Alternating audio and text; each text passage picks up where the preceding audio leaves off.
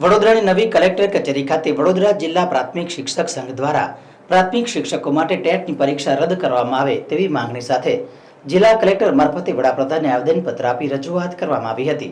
નવી કલેક્ટર કચેરી ખાતે વડોદરા જિલ્લા પ્રાથમિક શિક્ષક મંડળ સહિતના સભ્યોએ પ્રધાનમંત્રીને સંબોધતા આવેદનપત્ર જિલ્લા કલેક્ટરને આપી રજૂઆત કરી હતી।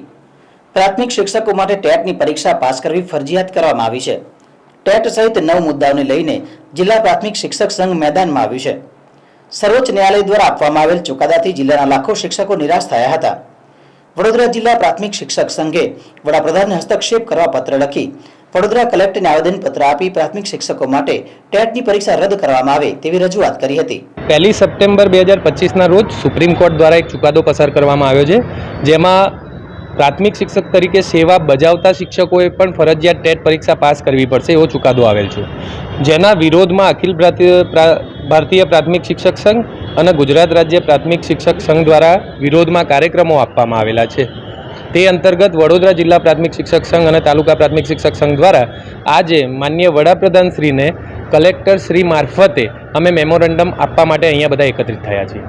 માંગણી એ છે કે સરકારી સેવામાં ફરજ બજાવતા શિક્ષકો, જેમાંથી ઘણા શિક્ષકો તો હવે નિવૃત્ત થવાના આરે છે, તેમને ટેટ પરીક્ષા જે ફરજિયાત કરેલી છે તેને ચુકાદો સરકારશ્રીએ રદ કરવો જોઈએ।